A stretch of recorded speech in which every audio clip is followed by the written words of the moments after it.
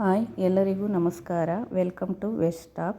ಇವತ್ತಿನ ವಿಡಿಯೋದಲ್ಲಿ ಮದುವೆ ಮನೆ ಶೈಲಿಯಲ್ಲಿ ಅಷ್ಟೇ ರುಚಿಯಾಗಿ ಮಾಡುವಂತಹ ತೊಂಡೆಕಾಯಿ ಪಲ್ಯ ಹೇಗೆ ಮಾಡೋದು ಅಂತ ನೋಡೋಣ. ಈ ವಿಡಿಯೋನ ಎಲ್ಲೂ ಸ್ಕಿಪ್ ಮಾಡಿದೆ ಕೊನೆವರೆಗೂ ನೋಡಿ.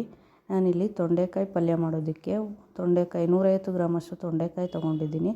ಒಂದು ತೊಂಡೆಕಾಯಲ್ಲಿ 4 ಪೀಸ್ ಭಾಗ ಮಾಡಿ ಇಟ್ಕೊಂಡಿದ್ದೀನಿ. 4 ಒಣಮೆಣಸಿನ್ಕಾಯಿ, 1 ಟೇಬಲ್ ಸ್ಪೂನಷ್ಟು ಎಳ್ಳು, 4 ಟೇಬಲ್ ಸ್ಪೂನಷ್ಟು ತೆಂಗಿನ ತುರಿ ತೊಗೊಂಡಿದ್ದೀನಿ. ನೆಕ್ಸ್ಟ್ ನಾನಿಲ್ಲಿ ಅರ್ಧ ಟೇಬಲ್ ಸ್ಪೂನಷ್ಟು ಧನಿಯಾ, 1 ಟೇಬಲ್ ಸ್ಪೂನಷ್ಟು ಉದ್ದಿನಬೇಳೆ, 1-2 ಟೇಬಲ್ ಸ್ಪೂನಷ್ಟು ಕಡಲೆ ಬೀಜ, 1 ಟೇಬಲ್ ಸ್ಪೂನ್ ಕಡಲೆಬೇಳೆ, ಉಪ್ಪು, 2 ಟೇಬಲ್ ಸ್ಪೂನಷ್ಟು ಎಣ್ಣೆ, ಸ್ವಲ್ಪ ಕೊತ್ತಂಬರಿ ಸೊಪ್ಪು, ಸ್ವಲ್ಪ ಕರಿಬೇವಿನ ಸೊಪ್ಪು, ಹಾಗೆ ಸಾಸಿವೆ ಇಟ್ಕೊಂಡಿದ್ದೀನಿ.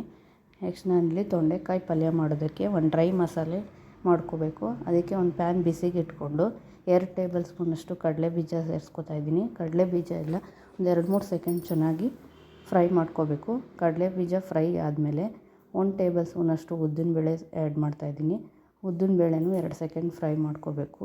ನೆಕ್ಸ್ಟು ಕಡಲೆಬೇಳೆ ಸೇರಿಸ್ಕೊತಾ ಇದ್ದೀನಿ.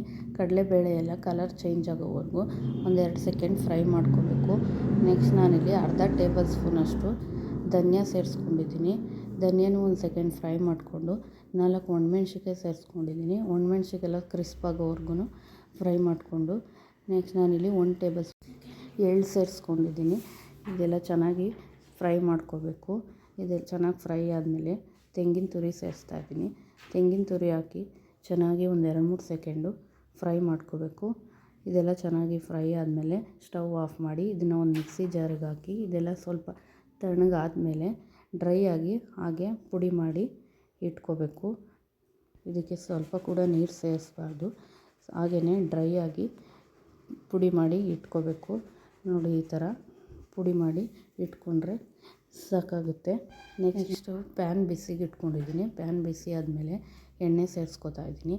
ಎಣ್ಣೆ ಎಲ್ಲ ಸ್ವಲ್ಪ ಕಾದ್ಮೇಲೆ ಸಾಸಿವೆ ಆ್ಯಡ್ ಮಾಡ್ಕೊಂಡಿದ್ದೀನಿ. ಸಾಸಿವೆ ಎಲ್ಲ ಸ್ವಲ್ಪ ಸಿಡಿಯೋವರೆಗೂ ಸಿಡಿಸ್ಕೊಂಡು ನೆಕ್ಸ್ಟ್ ನಾನಿಲ್ಲಿ ಕರಿಬೇವು ಸೊಪ್ಪು ಸೇರಿಸ್ಕೊತಾ ಇದ್ದೀನಿ. ಕರಿಬೇವು ಸೊಪ್ಪೆಲ್ಲ ಸ್ವಲ್ಪ ಗರ್ಗರಿ ಆಗೋವರೆಗೂ 1 ಸೆಕೆಂಡ್ ಫ್ರೈ ಮಾಡಿಕೊಂಡು ಒಣಮೆಣ್ಸಿಕಾಯಿ ಸೇರಿಸ್ಕೊಂಡಿದ್ದೀನಿ. ಒಣಮೆಣ್ಸಿಕಾಯಿನ 1 ಸೆಕೆಂಡ್ ಫ್ರೈ ಮಾಡಿಕೊಂಡು ನೆಕ್ಸ್ಟ್ ನಾನಿಲ್ಲಿ ತೊಂಡೆಕಾಯಿ ಆ್ಯಡ್ ಮಾಡ್ತಾಯಿದ್ದೀನಿ. ತೊಂಡೆಕಾಯಿನ ಒಗ್ಗರಣೆಲೆ ಒಂದು 2-3 ನಿಮಿಷ ಚೆನ್ನಾಗಿ ಫ್ರೈ ಮಾಡ್ಕೋಬೇಕಾಗುತ್ತೆ. ಒಂದು 2-3 ನಿಮಿಷ ಒಗ್ಗರಣೆಲೆ ತೊಂಡೆಕಾಯಿನ ಬೇಯಿಸ್ಕೋಬೇಕು. ತೊಂಡೆಕಾಯಿ ಎಲ್ಲ ಚೆನ್ನಾಗಿ ಬೆಂದಿದೆ. ಈ ಥರ ಚೆನ್ನಾಗಿ ಬೇಯಿಸ್ಕೋಬೇಕು ಒಗ್ಗರಣೆಲೆ. ಒಂದು ತೊಂಡೆಕಾಯಿನ ಸೌಟಿಂದ ಪ್ರೆಸ್ ಮಾಡಿ ನೋಡಿದ್ರೆ ಅದು ಈಸಿಯಾಗಿ ಬ್ರೇಕ್ ಆದರೆ ತೊಂಡೆಕಾಯಿ ಚೆನ್ನಾಗಿ ಬೆಂದಿದೆ ಅಂತ. ತೊಂಡೆಕಾಯಿ ಎಲ್ಲ ಬೆಂದಾದಮೇಲೆ ನಾವು ಮಸಾಲೆ ಮಾಡಿಟ್ಕೊಂಡಿದ್ವಲ್ಲ ಡ್ರೈ ಮಸಾಲೆ, ಅದನ್ನು ಆ್ಯಡ್ ಮಾಡ್ತಾಯಿದ್ದೀನಿ. ಅದನ್ನು ಆ್ಯಡ್ ಮಾಡಿ ಒಂದು 2-3 ಸೆಕೆಂಡ್ ಹಾಗೆ ಫ್ರೈ ಮಾಡ್ಕೋಬೇಕು.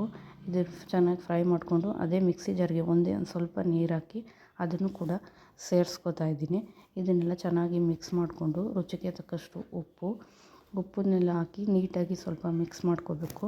ಇದೆಲ್ಲ ಚೆನ್ನಾಗಿ ಮಿಕ್ಸ್ ಆಗಿದೆ. ಸೈಡಲ್ಲೆಲ್ಲ ಎಣ್ಣೆ ಬಿಟ್ಕೋತಾ ಇದ್ದೆ. ಪಲ್ಯ ರೆಡಿ ಆಗಿದೆ. ಈ ಪಲ್ಯಕ್ಕೆ ಲಾಸ್ಟಲ್ಲಿ ಸ್ವಲ್ಪ ಕೊತ್ತಂಬರಿ ಸೊಪ್ಪು ಸೇರಿಸ್ಕೊತಾ ಇದ್ದೀನಿ. ಕೊತ್ತಂಬರಿ ಸೊಪ್ಪೆಲ್ಲ ಸೇರಿಸ್ಕೊಂಡು ಹಾಗೆ ಒಂದು ಮಿಕ್ಸ್ ಮಾಡಿಕೊಂಡ್ರೆ ತೊಂಡೆಕಾಯಿ ಪಲ್ಯ ರೆಡಿಯಾಗಿದೆ.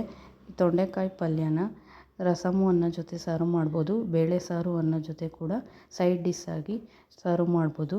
ಈ ವಿಡಿಯೋ ಇಷ್ಟ ಆದರೆ ಲೈಕ್ ಮಾಡಿ, ಕಮೆಂಟ್ ಮಾಡಿ, ಶೇರ್ ಮಾಡಿ. ಮರೆಯದೆ ನಮ್ಮ ಚಾನಲ್ನ ಸಬ್ಸ್ಕ್ರೈಬ್ ಮಾಡ್ಕೊಳ್ಳಿ. ಮುಂದಿನ ವಿಡಿಯೋದಲ್ಲಿ ಸಿಗೋಣ. Thank you.